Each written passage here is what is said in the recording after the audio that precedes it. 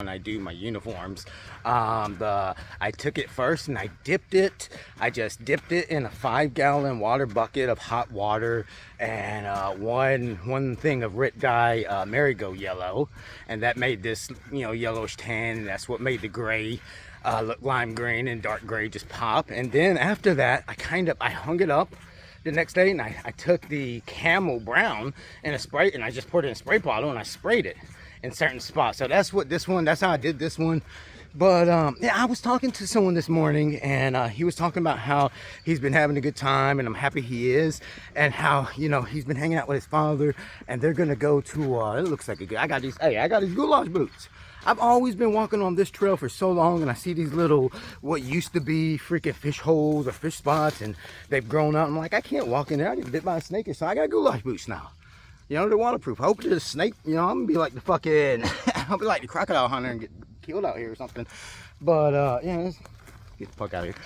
But I thought it was cool. I'm 42, and I think I've gone. I mean, I was raised Southern Baptist. My mom, everyone in my family, on both sides, my mom's side and my dad's side, all the men were in the military. My father and all my uncles were special forces guys and stuff, and so it was like all the women were Southern Baptist, Bible thumping moms, stay-at-home moms, my mom, my aunts and stuff, and all the men were rough and tough infantry guys. And but that was the balance. When you're a kid, we learn, we had to be respectful and mannerous and fear God, and then we joined the army, and that was my culture. And I don't know, I kind of want to break I would call it a generational curse, but it's just PTSD's real. And wouldn't it be cool if my son and my nephews didn't have PTSD? That's another story too.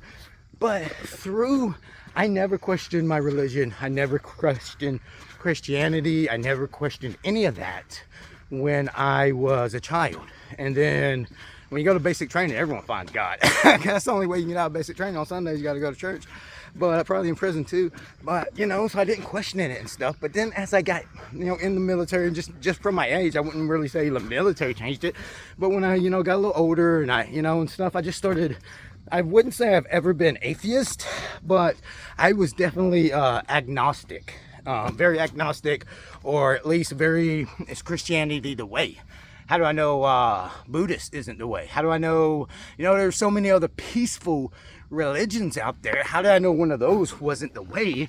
And I kind of started reading and studying it and stuff. And then I had a question, you think about Aborigines or Incan Indians or Aztec Indians and stuff, they came and gone way in different parts of the world other than Palestine. They would never learn about the Judeo-Christian creed, so it's just, I wondered about stuff like that. I knew it was a religion.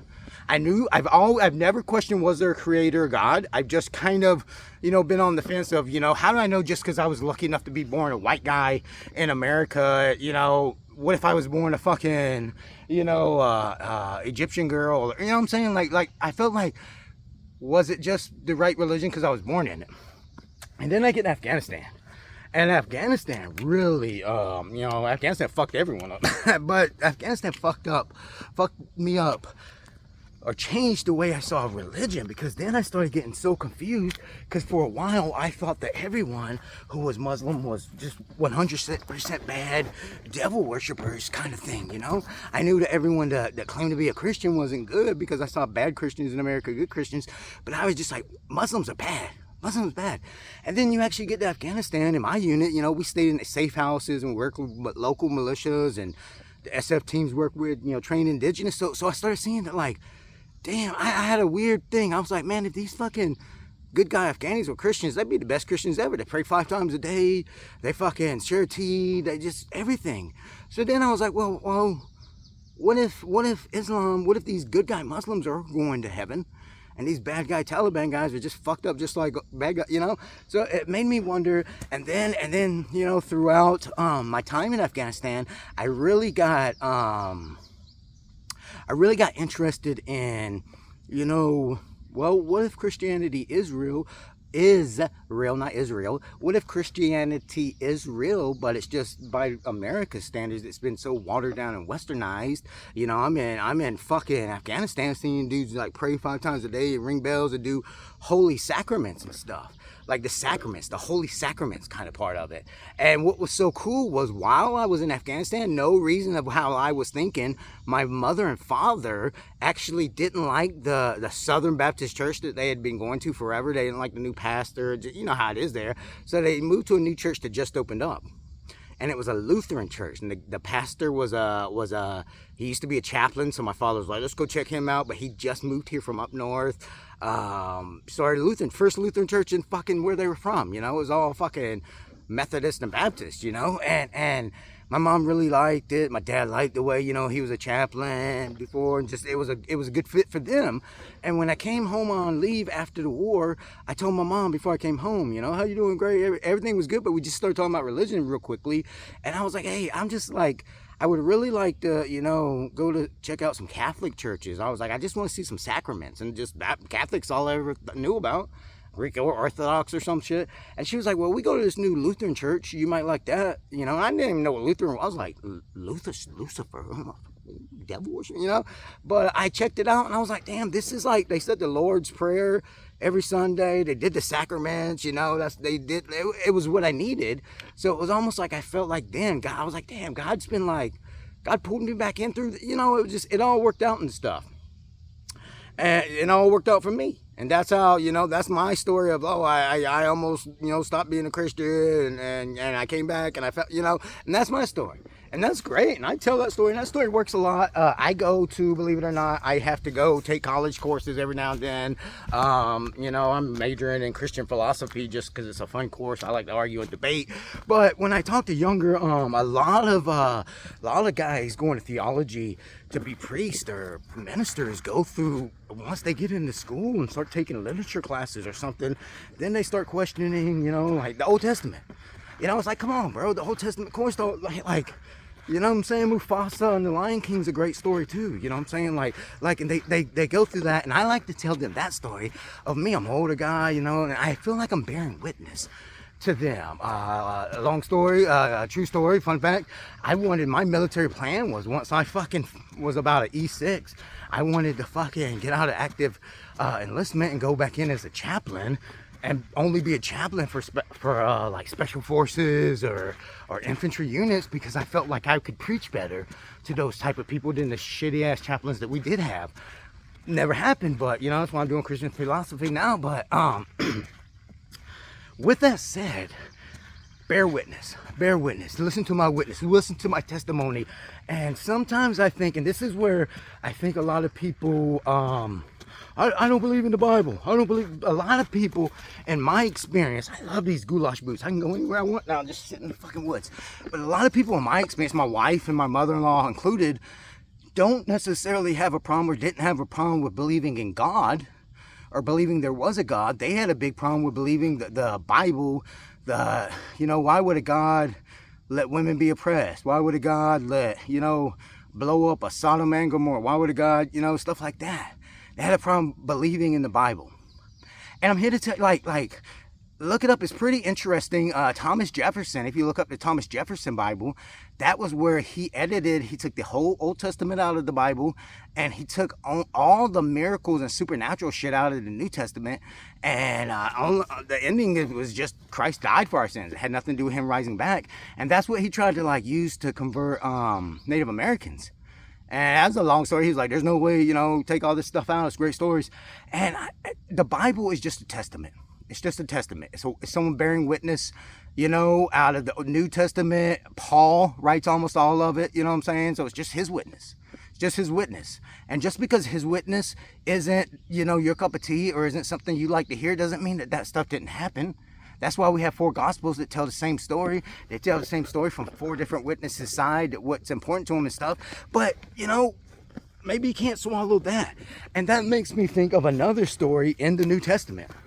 And it's usually told right after Easter Sunday, because it's right after Easter when, you know, Christ died on the cross and got thrown in, then his body disappeared. And a lot of people back then were wondering, did Christ really rise from the dead? Did the disciples steal his body? You know, what the fuck was going on?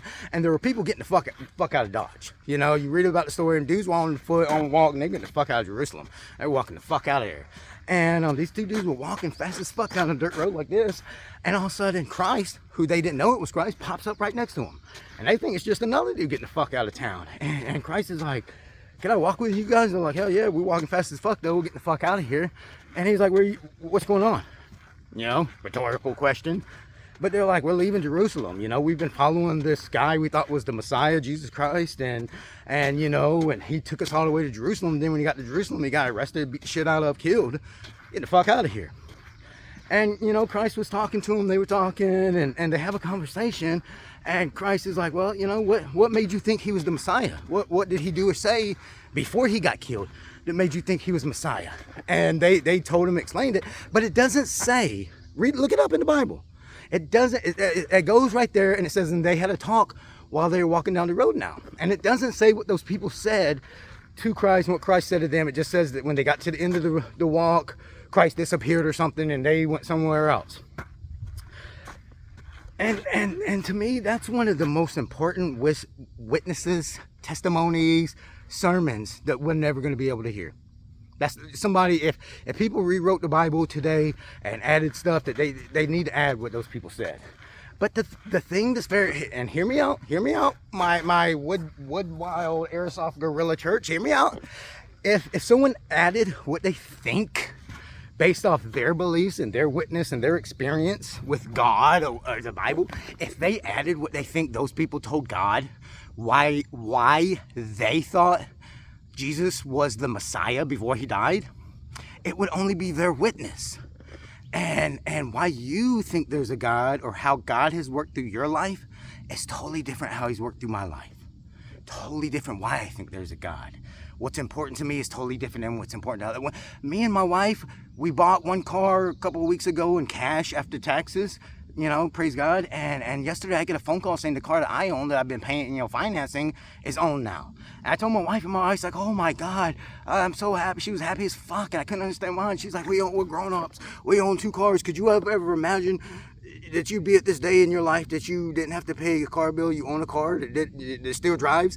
And I was just thinking, I was like, I don't even think like that. You know, I got a car, they taking the money. Like, I don't, things that are important to her are different to me. And the way that she would bear witness to how she feels, that's a blessing to her.